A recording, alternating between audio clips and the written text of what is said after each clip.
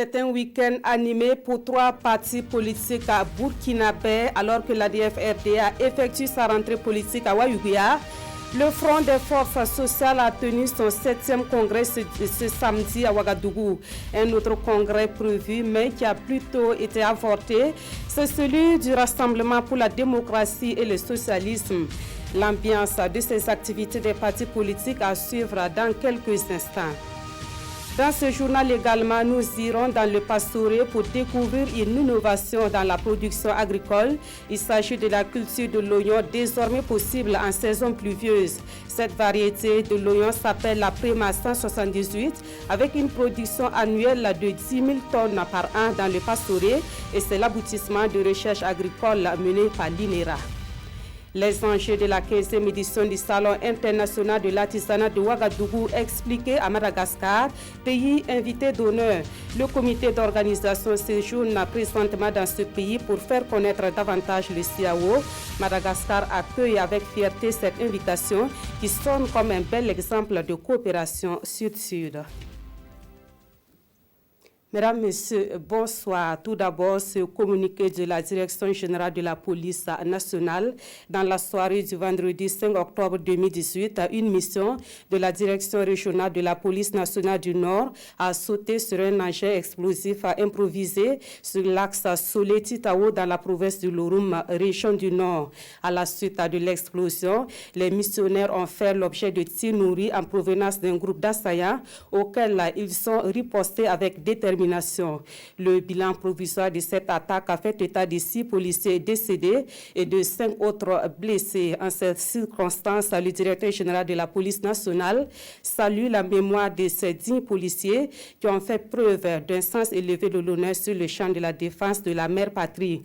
Il présente ses condoléances aux familles éplorées et souhaite un prompt rétablissement aux blessés. Pour terminer, il invite la population à une franche collaboration avec les forces de défense et de sécurité. Justement, dans ce contexte difficile marqué par des attaques terroristes, les communautés religieuses ont prié ce samedi pour la paix au Burkina Faso. Des offices religieux ont été organisés ce samedi à travers le pays. Ici, en image, les prières organisées par la communauté musulmane et la communauté chrétienne au niveau de Ouagadougou. À présent, l'actualité des partis politiques avec tout d'abord l'Alliance pour la démocratie et la Fédération Rassemblement démocratique africain. L'ADF-RDA a effectué sa rentrée politique ce 6 octobre à Ouagadougou. Cette année, le parti de l'éléphant oriente les réflexions sur la situation sécuritaire au Burkina Faso, marquée par des attaques terroristes. Des précisions avec Irénée Kabouré et Karim Bichenga. Quelle réponse aux défis sécuritaires au Burkina Faso? C'est la question que se pose l'ADF-RDA à cette rentrée politique. Un thème choisi au regard du contexte actuel du pays, marqué par de multiples attaques terroristes. Aujourd'hui, nous sommes dans la situation où il faut réagir. Donc il faut, en même temps que nous apportons la riposte en réagissant, nous devons anticiper sur le futur. C'est-à-dire que nous ne devons pas attendre chaque fois que nous sommes confrontés à une attaque pour réagir. Les réflexions conduites par les militants du parti dans le cadre de cette rentrée ont abouti à des recommandations. Des recommandations qui concernent aussi bien les autorités que les populations à la base. Mettre en place des dispositifs actifs de prévention pour éviter l'injection du venin du terrorisme dans le corps social burkinabé. Élaborer et mettre une stratégie nationale de lutte antiterroriste. Mettre en place un dispositif sécuritaire à même d'apporter une réponse des plus appropriées en cas de menace terroriste.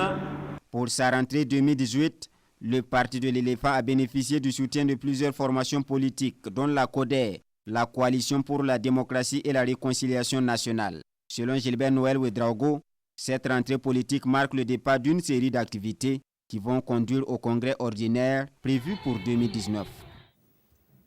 Ici à Ouagadougou, le Front des forces sociales a tenu ce samedi son 7e congrès ordinaire. Au menu de ce congrès, le renouvellement du bureau de ce parti. Les militants du parti de feu Norbert Tsendrebego se concertent également sur les défis d'une gouvernance progressiste au Burkina Faso. Retour sur la cérémonie d'ouverture dans ce compte rendu de Paul-David Bambara et Tanga Kafando. À son 7e congrès ordinaire, le FFS, le Front des forces sociales, a choisi de réfléchir sur les défis d'une gouvernance progressiste au Burkina Faso et le point de la participation du parti à cette gouvernance. Nous avons soutenu un candidat effectivement progressiste qui est parvenu au pouvoir d'État. C'est le lieu pour nous aujourd'hui de faire un bilan d'étape et voir effectivement est-ce que véritablement nous sommes dans une gouvernance progressiste. Sinon, que faire? Deuxième chose, qu'est-ce que, après l'insurrection, nous pouvons apporter en tant que progressistes? Est-ce que les attentes du peuple ont été comblées? Les attentes du peuple insurgé ont-elles été réglées? Il y a tellement de questions qui se posent à nous que nous nous sommes décidés aujourd'hui d'y réfléchir et d'apporter notre petite contribution à l'édification d'une société progressiste pour le bien-être du peuple burkinabé. Les travaux se poursuivent jusqu'à 18h et il est inscrit à l'ordre du jour des communications sur le thème et le renouvellement des instances dirigeantes du parti. La cérémonie d'ouverture a connu la présence des représentants de l'alliance de la majorité présidentielle dont le parti est membre et à l'occasion, un hommage a été rendu à feu Norbert Michel Tsendrebego, l'un des pères fondateurs du parti. Du côté du Rassemblement pour la démocratie et le socialisme, l'on a plutôt assisté ce matin à un congrès avorté. Le président du RDS a été contesté et refoulé à son arrivée sur les lieux du congrès. Pour l'heure, on ignore les véritables raisons de ce mouvement d'humeur au RDS. En attendant, suivons l'ambiance du congrès avorté de ce matin avec Adama Guiti et Abdullah Rasmane Zongo. Que se passe-t-il au sein du RDS, Rassemblement pour la démocratie et le socialisme, parti affilié à la majorité présidentielle? Le président du parti, François Ouédraogo, ici à l'image, vêtu en tenue traditionnelle, a été à sa grande surprise accueilli en arrivant sur les lieux ce matin par des militants très remontés en colère contre lui. Il ne faut pas qu'il se foute des gens, il ne faut pas les déclarer.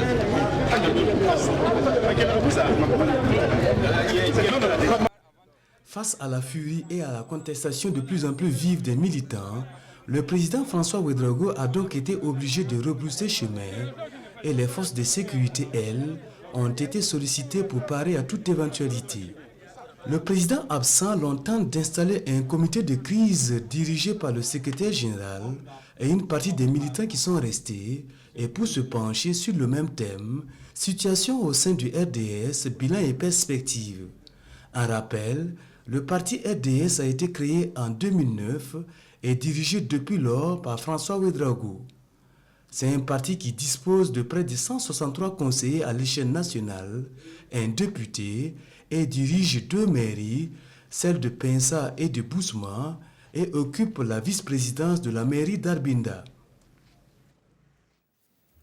Autre point de l'actualité, nous mettons le cap sur Tokyo au Japon où se tiennent les travaux préparatoires de la TICAD. Ces travaux ont finalement débuté après des tractations entre l'Union africaine et le Japon sur la participation de la République arabe sahraouite démocratique à cette rencontre. Finalement, les différentes parties ont fait des concessions, ce qui a permis la réunion ministérielle ce samedi. Plus de précisions avec notre envoyé spécial, Draman Dadia. L'Afrique retrouve sa sérénité devant son partenaire japonais, après avoir refermé la parenthèse de crise entre la République arabe sahraouite démocratique et le Maroc, 2 frères ennemis. Il y avait le Maroc, il y avait le Sahraoui, avec donc des aménagements qui ont été faits pour accepter cette situation. Bon, c'est pas la première fois. Pas de drapeau dédié à chaque pays. Tous sont sous la houlette de l'Union africaine. Une Afrique qui fait face à la menace terroriste à l'image du Burkina et des autres pays du Sahel. Nous appelons à plus de coopération afin d'appuyer les efforts nationaux qui sont consentis par le Burkina Faso pour faire face aux problèmes de la sécurité qu'il y a dans le pays. Donc ces appels à la communauté internationale de façon multilatérale pour des soutiens, mais également de façon bilatérale que les pays qui sont les amis du Burkina Faso puissent davantage apporter d'appui, de soutien. Cette réunion préparatoire intègre alors le volet sécurité au nombre des priorités de la 7e conférence internationale de Tokyo sur le développement de l'Afrique. Solidarité africaine, démocratie et bonne gouvernance clament le Japon et les organisations internationales partenaires de l'Afrique. Pour y parvenir, la société civile prend part au débat. On a l'impression que la société civile, elle est invitée, elle participe. Je ne dirais pas que nous sommes comme des éléments de décor, parce que déjà d'être là c'est bon, mais on veut beaucoup plus d'engagement et même dans l'application des projets, qu'on soit impliqué et qu'on ait véritablement un droit de regard sur ce qui a été fait. Des propositions qui seront consignées dans le rapport final préparatoire de la TICA 2019 en vue de donner une nouvelle dynamique à la coopération entre le pays du soleil levant et le continent africain. À New York, aux États-Unis, le Burkina Faso a un nouveau siège pour son consulat général. Situé à Harlem, il a été inauguré par le ministre des Affaires étrangères et de la coopération à la faveur de la 73e Assemblée générale de l'ONU. Alpha Bari en a profité pour s'entretenir avec les Burkinabés de New York sur des sujets d'actualité. Le point avec Souleymane Sanou et Abdelaziz Yagibou. Harlem, cité historique dite celle des Noirs à New York. Sur la 125e rue est désormais installé le consulat général du Burkina. Le poste consulaire du Burkina aménage ainsi de Manhattan au cœur de New York pour se rapprocher du quartier général de la majorité des 15 000 Burkinabés environ résidant dans cet État des États-Unis. C'était pour respecter une volonté et une promesse du président Roch-Marc Christian Kaboré, qui avait souhaité que les Burkinabés de la région de New York soient dans des conditions dignes. Et c'est pourquoi il a donné des instructions fermes pour que le consulat général, qui était logé au sein des locaux de la mission permanente, c'est-à-dire l'ambassade auprès des Nations Unies, que ce consulat général puisse être dans une zone de proximité par rapport aux Burkinabés qui sont ici dans cette ville de New York. De nouveaux locaux et un nouveau consul général. Récemment nommé, Alain Comparé est à la même occasion installé dans ses fonctions. On a recensé quelques difficultés, notamment sur les pièces. Concernant le vécu quotidien, voilà, des agressions, des problèmes de documents, des chemins. Nous travaillons toujours à pouvoir, un temps soit peu, mettre nos compatriotes ici à New York dans les conditions optimales. Aubaine aussi pour les Burkinabés de New York, témoins de l'événement, d'étancher leur soif des nouvelles de leur chère patrie à la source du ministre des Affaires étrangères et de la coopération. Oui, j'ai voulu discuter avec les Burkinabés qui sont ici à New York pour leur expliquer le code électoral qui a été voté, qui a fait beaucoup de bruit, montrer que le président du Faso est résolument engagé pour le vote des Burkinabés à l'extérieur.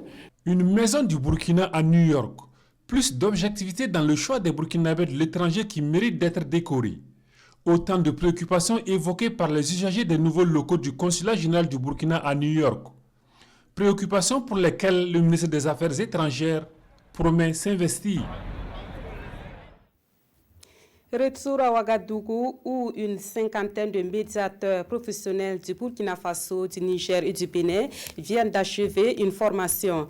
La formation a porté sur les techniques de médiation au sein des entreprises en cas de différend entre employés et employeurs. L'initiative est de 3 structures, dont le Centre de médiation et de conciliation de Ouagadougou, Konsun Koulibaly et Nyarkiteda. Après 9 mois de cours en ligne, ces médiateurs professionnels reçoivent leur attestation de fin de formation. Venus du Niger, du Bénin et du Burkina, ces nouveaux médiateurs auront pour mission l'amélioration et la sécurisation du climat des affaires à travers la promotion de la médiation comme outil moderne de règlement des litiges dans les centres de médiation au sein de leurs pays respectifs. Ils sont appelés à l'indépendance, l'impartialité, la confidentialité et la neutralité. Le médiateur a pour rôle d'accompagner les parties qui ont besoin de résoudre leurs problèmes, les parties qui ont cessé de dialoguer. La communication est rompue entre des parties. Ces parties ont quand même envie de trouver une solution à l'amiable, viennent voir un médiateur qui est formé aux techniques et aux règles de la médiation, qui va les accompagner progressivement jusqu'à ce qu'elles-mêmes trouvent une solution. Cela a pour avantage d'avoir une solution qui sera exécutée et réalisable, parce que ce serait la solution des parties. Ces impétrants saluent l'initiative. Ils promettent la mise en application de toutes les connaissances acquises durant la formation. Le souci du médiateur, c'est non seulement de régler les désaccords, mais également de tenir compte de la dimension émotionnelle. Il faut qu'à la fin de la médiation, on arrive à rétablir la relation entre les médiés qui s'étaient fissurés du fait de ce litige. 50 au total, ces médiateurs professionnels seront désormais intégrés sur la liste des médiateurs du CAMCO, Centre de médiation et conciliation de Ouagadougou. Les cours en ligne, on dirait 150 heures. À présent, les nouvelles du Rebranding Africa Forum qui se tient depuis hier dans la capitale burkinabé. Les activités se sont poursuivies ce samedi avec des rencontres B2B, des moments d'échange entre professionnels et responsables d'entreprises pour nouer des partenariats. Suivons l'ambiance de ces rencontres avec Nongba Kouda et Vincent Tchenderbego. Ici, un espace de rencontres et d'échanges essentiellement professionnels, des rencontres B2B dans le cadre du Rebranding Africa Forum. Moi, c'est la première fois que j'y participe, étant basé en Afrique. Et franchement, c'est une belle réussite. Je pense qu'il y a eu d'excellents contacts. Pour ma part, en tout cas, c'est clairement le cas. Avoir pu tisser des liens et renforcer les liens avec les entreprises avec lesquelles on est déjà en contact. Donc, très porteur, une belle réussite. Nous sommes venus à ce forum pour voir les opportunités qui peuvent intéresser la Sofitec dans plusieurs domaines. Nous avons rencontré Voltalia qui opère dans le solaire. Il se trouve que nous sommes donc un consommateur important d'énergie. Vu le coût de l'énergie au Burkina, ça peut nous intéresser. Les uns sont venus de l'étranger, d'autres de l'intérieur du Burkina avec le même objectif, nouer des contacts. J'ai constaté que nous sommes dans la même zone, lui il est à Ouroudara, moi je suis à Bobo, et nous travaillons en fait dans le même domaine. Donc on s'est dit bon, pourquoi ne pas se rencontrer et voir comment on peut formaliser un partenariat pour permettre quand même de développer chacun nos activités. Alors moi je travaille chez Finergreen, donc c'est une société de conseil en ingénierie financière dédiée aux projets d'énergie renouvelable. Du coup, moi je suis venue ici pour essayer de voir s'il y avait des potentiels projets, développeurs de projets qui pourraient être intéressés par ce type d'accompagnement. Notre décision, on veut faire marcher ensemble. Je veux le faire comme notre partenaire. Lui, il est à Abidjan. Il paye beaucoup de beurre. Patrons ou représentants d'entreprises dans divers domaines d'activité, chacun cherche à tirer profit de ce forum pour élargir son réseau de partenaires. Et à l'occasion de ce forum, la Société internationale islamique de financement du commerce et le gouvernement burkinabé ont signé un accord cadre. Cet accord permet d'accompagner le Burkina Faso avec 1,5 milliard de dollars pour développer le secteur agricole. On apprend aussi le lancement d'un programme d'appui aux petites et moyennes entreprises d'Afrique de l'Ouest. Rocher Kam et Yarkiteda. Face à la presse, deux annonces sont faites. La première annonce concerne l'accord cadre trouvé entre le Burkina Faso et la Société internationale islamique de financement du commerce, ITFC. L'accord permet de renforcer le gouvernement en ressources d'un montant d'1,5 milliard de dollars, soit plus de 700 milliards de francs CFA.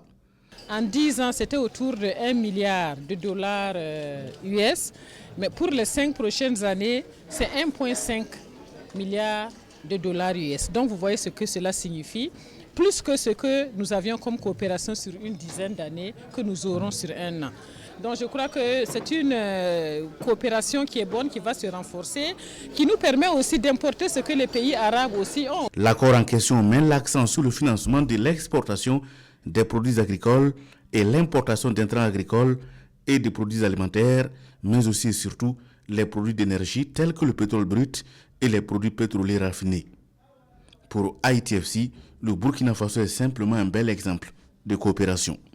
Burkina Faso has a long relationship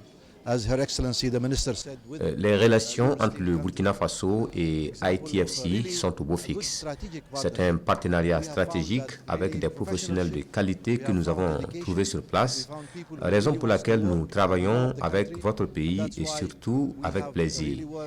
Nous travaillons avec beaucoup de pays, mais le Burkina est particulier et je voudrais renouveler ma reconnaissance au président du Faso. La deuxième annonce faite est relative au lancement du programme pour les PME en Afrique occidentale. Le programme devrait permettre d'octroyer des lignes de financement appropriées et à grande échelle au profit des banques pour le financement du commerce au niveau des PME dans la sous-région. Dans l'actualité également, les producteurs de riz des pays ouest-africains se mobilisent pour l'atteinte de l'autosuffisance alimentaire. Pour y arriver, ils décident de mettre l'accent sur l'intensification des systèmes de production. Et cela va se passer à travers des méthodes qui respectent l'environnement. Ces producteurs de riz sont en concertation à Ouagadougou. Yacouba Gamene, Estelle Judith Assorba. Le riz, aliment de base de la plupart des populations de l'Afrique de l'Ouest. Les 10 dernières années, la consommation domestique de cette denrée est passée de 11 millions à 18 millions de tonnes selon les statistiques du ROPA, le réseau des organisations paysannes et des producteurs de l'Afrique de l'Ouest. Une consommation accrue que les producteurs ont aujourd'hui du mal à satisfaire la demande malgré les importations. À Ouagadougou, les producteurs de la filière riz de 14 pays d'Afrique de l'Ouest réfléchissent sur les stratégies à mettre en place pour répondre à la demande de plus en plus croissante sans accentuer les dégâts environnementaux. Les acteurs qui vont réfléchir sur des pratiques déjà éprouvées dans certains pays ou d'une manière générale des expériences sur quoi on pouvait asseoir en ayant de bonnes productivités du riz mais qui respecteraient en même temps la question écologique, la question de l'environnement, liée effectivement à tout ce que nous avons aujourd'hui comme perturbations climatiques. Il est question ici pour ces producteurs de partager les expériences réussies sur le système de riziculture intensif et autres méthodes d'adaptation au changement climatique. La première chose qu'on va assurer, c'est d'arriver à faire une grande productivité agricole, c'est-à-dire d'augmenter nos surfaces de production, d'arriver à une production qui pourrait effectivement nourrir. C'est dans ce sens que nous allons apporter notre partition. Avec le concours des autres acteurs concernés par la question, ces producteurs de l'Afrique de l'Ouest espèrent inverser la tendance, produire en quantité suffisante pour mettre fin aux importations. Cap à présent sur les hauts bassins pour voir l'évolution de la campagne agricole humide. Malgré les attaques de chenilles légionnaires, la campagne présente une bonne physionomie dans cette région. Les autorités régionales des hauts bassins sont allées faire le constat dans quelques champs et s'entretenir avec les producteurs. Drissa Traoré, Siriki Milogo et Rachida Sawadogo. À Dandé, dans le Houé, le gouverneur des hauts-bassins prend le pouls de la campagne agricole. Et c'est l'exploitation de l'Assina Baïlou avec une production intensive de bananes, de maïs et de papaye qui retient l'attention de la délégation. Nous avons bon espoir que nous allons bien récolter cette année. Et la région des hauts-bassins continuera toujours de garder sa première place de première région de production céréalière au Burkina Faso. En grande partie pour les céréales, nous sommes au stade de maturation et même maturité pour certaines telles que le maïs où nous sommes en train de récolter. C'est pour dire qu'à l'heure actuelle, la campagne se présente en tout cas bien. Nous sommes satisfaits pour la campagne. Autre lieu, autre constat, nous sommes à Daouera dans le bas-fond rizicole du projet riz pluvial. Ici, 30 hectares sont exploités par 120 producteurs. Production attendue, 50 tonnes. Quand tu travailles, s'il y a des visites, c'est qu'il veut te soutenir. S'il n'y a pas de visite, parce que ce n'est pas soutenu, le gouverneur venait nous rendre visite, nous sommes très contents. Malgré l'installation tardive de la pluviométrie et l'attaque des chenilles légendaires, la campagne agricole est bien dans son ensemble. Et puis, cette innovation dans le monde agricole, il est désormais possible de cultiver de l'oignon pendant la saison des pluies. La variété d'oignon cultivable en saison pluvieuse s'appelle la Prima 178. Une de nos équipes s'est rendue sur les sites de production de cette variété d'oignon dans la province du Passoré. Voyons cela avec Irénée Kabouré et Moussaki. Produit de l'oignon en saison des pluies, une activité peu répandue au Burkina Faso, mais qui constitue aujourd'hui un moyen économique dans le Passoré grâce à la Prima 178. C'est une variété d'oignon mise au point par l'INERA et qui s'adapte ici au sol et aux eaux des pluies. Grâce à un partenaire appelé Projet Zika, ils sont venus il y a 6 ans de cela, nous amener la semence et ils nous ont montré comment travailler. Effectivement, Dieu merci. Et vraiment, ça a été un test qui a bien réussi parce que nous, on a vu l'avantage que ça pouvait nous donner. Pour la production de la Prima 178, les paysans procèdent au piquage des pépinières au mois d'août. Ils viennent ensuite mettre l'engrais et enlever les herbes.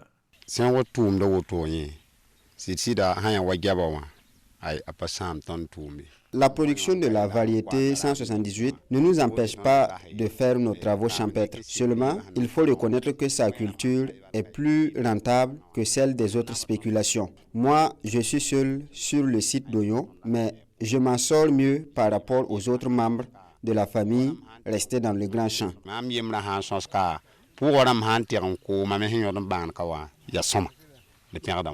100 jours suffisent pour récolter, approximativement vers mi-novembre, une période qui coïncide avec le manque d'oignons sur le marché.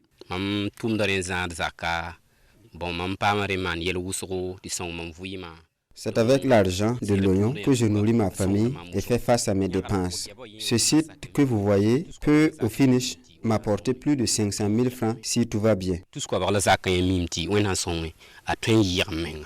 20 planches d'oignons Prima 178, à cette période-là, sa valeur dépasse 100 planches en saison sèche. Parce qu'un sac aujourd'hui qui se vend à 75 000 francs et un sac que vous allez vendre le même sac d'oignons à 12 500 francs, vous voyez la différence.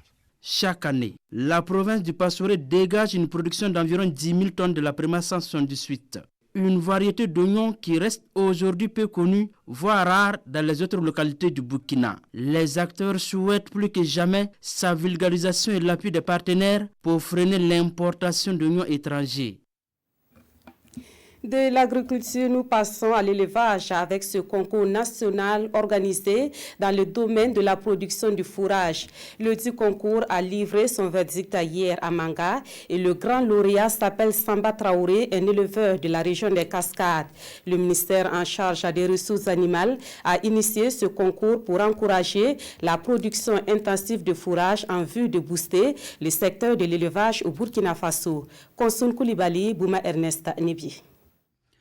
C'est Samba Traoré qui est le champion national de la production fourragère cette année au Burkina, après la proclamation des résultats du jury ici à Manga. Un jury qui dit être séduit par la qualité et la quantité énorme du fourrage produit par cet éleveur de la région des Cascades. Et c'est avec joie qu'il reçoit des mains du ministre en charge des ressources animales sa récompense. Un chèque d'1 million de francs CFA, une motoculteur, une brouette, un faux, plus 60 sacs de tourteaux. C'est le fruit d'un travail abattu. Voilà, parce que je vous avoue que j'ai eu un certain nombre de difficultés pour l'alimentation de mes animaux à un certain moment. Je me suis dit que bon, pourquoi ne pas me lancer dans la production fourragère, ça veut dire produire du fourrage pour mes animaux. Organisé par le ministère en charge des ressources animales, ce concours qui récompense les meilleurs producteurs de fourrage au Burkina a pour objectif de contribuer à la lutte contre l'insécurité alimentaire chez les animaux. Et ça, c'est une réalité dans notre pays. Et nous sommes confrontés à un problème d'insécurité alimentaire pour notre cheptel qui est paradoxalement en train d'évoluer en nombre numérique. si bien que la seule solution que nous avons trouvée, c'est pouvoir faire la promotion de la culture fourragère, faire la promotion de l'exploitation du fourrage naturel. Il n'y a pas meilleure façon d'encourager et de faire cette promotion que de passer par une compétition, un concours pour encourager les gens, les producteurs, les éleveurs, les jeunes, les femmes, effectivement arriver à la production du fourrage pour que nous puissions essayer de résoudre cette question d'insécurité alimentaire pour nos animaux. Et selon le ministre, les lauréats seront suivis afin de les encourager à toujours produire abondamment le fourrage. Autre point de l'actualité, nous mettons le cap sur le village de Gofila dans la commune de Bousma qui reçoit un collège d'enseignement général, une école primaire et 6 forages d'un coût estimé à plus de 170 millions de francs CFA. Ces infrastructures sont le fruit du partenariat entre l'association pour le développement de Gofila et une association allemande dénommée Help for Burkina. Sur la cérémonie d'inauguration, le reportage de Lassina Ouattara et Aruna Mari. Une école primaire et un collège d'enseignement général pour le village de Gofila. De nouvelles infrastructures éducatives équipées de panneaux solaires pour bouter l'ignorance hors de la commune de Boussouma. Outre ces réalisations, les élèves disposent également d'une nouvelle salle d'informatique. Nous saluons ce partenariat très fructueux et nous les encourageons à poursuivre pour que d'autres villages puissent vraiment en bénéficier. Ces ouvrages sont des acquis du partenariat entre l'association pour le développement du village de Gofila et Help for Burkina, une association allemande. Le projet a bénéficié d'un appui du ministère allemand de la coopération. D'autres projets sont envisagés pour booster le développement du village de Gofila. Je vais construire 8 logements d'enseignants. Je m'engage aussi à agrandir la capacité d'accueil du dispensaire de CSPS de Messemtenga et à œuvrer pour la création et l'accès à l'emploi des jeunes. Nous avons beaucoup de problèmes d'eau, il y avait des maladies, mais grâce à son intervention, nous avons maintenant de l'eau, nous avons l'école à proximité, nous avons le CEG qui vient de venir et qui va aider les enfants à fréquenter juste à côté. Les problèmes de logement des enfants étaient un handicap et qui ne permettaient pas aux enfants de poursuivre leurs études. Donc aujourd'hui, je peux dire que vraiment je suis un homme comblé. Le donateur a aussi offert 6 forages au profit du village. Valeur totale de ces réalisations, environ 175 millions de francs CFA. Les acteurs du monde culturel se sont retrouvés à Bobo-Dioulasso pour les états généraux de la Semaine nationale de la culture. Ils ont mené la réflexion sur les voies et moyens d'innover lors des prochaines éditions de la SNC. Des recommandations ont été formulées et présentées à la clôture de la rencontre. Des recommandations que nous découvrons avec Karim Ilboudo et Ismaël Saturné, Paris. Après 2 jours de réflexion sur la vie de la Semaine nationale de la culture SNC, les acteurs du monde culturel ont échangé sur plusieurs points visant à améliorer l'organisation dans le fond et la forme de la biennale culturelle. Des états généraux de la SNC qui n'ont pas accouché d'une souris. Nous avons convenu ensemble de réintroduire la compétition dans les expressions d'inspiration traditionnelle. Mais nous l'avons indiqué, la compétition ici n'a pas pour objectif de comparer les différentes expressions culturelles, ce qui serait un non-sens. Le deuxième élément, c'est que la Semaine nationale, la direction générale de la Semaine nationale de la culture traîne beaucoup d'insuffisances. Nous avons proposé de fusionner la Maison de la culture et la direction générale de la Semaine nationale de la culture. Allant de la confrontation de vues aux propositions d'idées innovantes, en passant par des partages d'expériences, c'est un bilan satisfaisant qui est dressé après les travaux. En tout cas, nous sortons confortés dans l'idée qu'il fallait organiser ces états généraux de la Semaine nationale de la culture. Nous avons vu des participants très mobilisés autour du rayonnement culturel du Burkina. La clôture des travaux sur les états généraux de la SNC se solde par des recommandations, au nombre desquelles le renforcement de la direction artistique, la création d'un slogan de la SNC et l'amélioration du cachet et des conditions d'hébergement des artistes. Et le premier responsable en charge de la culture promet tout mettre en œuvre pour l'application de ces mesures dès la prochaine édition de la SNC.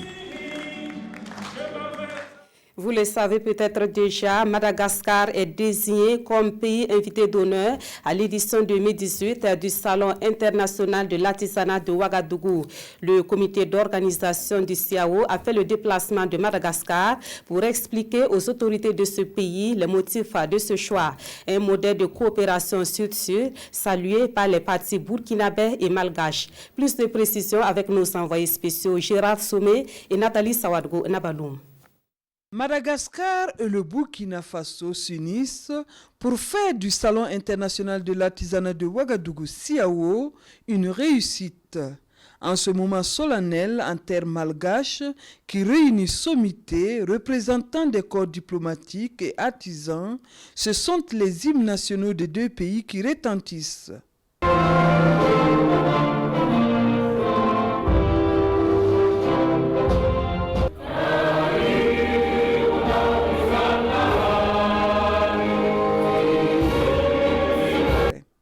Un honneur pour les Malgaches, mais aussi un témoignage des excellentes relations entre les deux États. Cette 15e édition donnera énormément de visibilité à Madagascar puisque nous en serons le pays invité d'honneur. Et ce sera pour nous l'occasion de partager la richesse de l'artisanat malgache qui comporte de nombreuses filières et aussi l'occasion d'apprendre des autres participants. Cette 15e édition coïncide avec les 30 ans de la structure, mais en attendant l'installation officielle des membres du comité d'organisation en début de semaine prochaine, selon le directeur général du CIAO, l'état des préparatifs est satisfaisant à 90%. Au titre des stands ventilés, nous n'en avons plus parce que tout a été payé. Sur une prévision de 550 stands, nous avons réalisé la prévision à 100%. Nous sommes à une étape où nous dépassons les 550 parce qu'on a vu la demande, donc on est prêt à la prendre. Au niveau des acheteurs professionnels, bien que certains s'inquiètent, ils pensent que voilà, on ne pourra pas organiser dans la sécurité l'événement. Nous les avons rassurés. Le Burkina Faso a toujours réussi ces grands événements dans la sécurité et que tout ami du Burkina Faso, tout acheteur professionnel qui vient de quelque continent que ce soit, il sera en sécurité. Cette 15e édition est placée sous le thème « Artisanat africain, exigence du marché et développement technologique ». Une édition qui comporte beaucoup d'innovations qui sont entre autres l'institutionnalisation d'un prix pour encourager les transformatrices et transformateurs des produits locaux et la mise en œuvre d'un concept dénommé ambassadeur du CIAO pour la promotion de l'artisanat africain. Au Cameroun, demain dimanche est un jour d'élection présidentielle. L'opposition dénonce des manigances orchestrées par le parti de Paul Biya et qui pourraient conduire à des fraudes massives. Elle pourrait donc ne pas reconnaître les résultats qui sortiront de cette élection. Au Cameroun, l'élection présidentielle a lieu dimanche, mais l'opposition égrène déjà des éléments à même de porter atteinte au bon déroulement du scrutin. Ce vendredi, le mouvement de la Renaissance du Cameroun de Maurice Kamto a déclaré avoir détecté des cas de falsification de cartes d'électeurs et la poursuite de l'enrôlement des électeurs, malgré la fin de ce processus depuis juillet. L'opposition voit derrière ces manœuvres frauduleuses supposées la main du RDPC au pouvoir. Le RDPC est en train de passer de maison en maison pour collecter les cartes d'électeurs contre argent. Contre argent, ce qui n'est pas normal, ce qui présume d'une fraude massive et qui est en cours. L'opposition menace de ne pas reconnaître les résultats de la présidentielle du 7 octobre. Dans la foulée, les adversaires de Biya ont appelé leurs partisans à la vigilance. Tous les militants du MRC, ceux du MPCN et de tous les partis alliés sur l'ensemble du territoire sont appelés à résister de manière farouche à toute forme de fraude venant de la part du RDPC. Nous ne l'accepterons pas et je vous dis, je l'assumerai en premier. Le parti au pouvoir de son côté n'a pas encore réagi à ces accusations de fraude. Le 7 octobre Paul Biya, 85 ans, au pouvoir depuis 35 ans, briguera un 7e mandat consécutif. 8 autres candidats tenteront de prendre le fauteuil de l'inamovible président. Et c'est la fin de ce journal. Merci de l'avoir suivi. La dernière édition de cette soirée vous sera présentée par Ruth Bini Ouattara. Merci de votre fidélité à la RTV.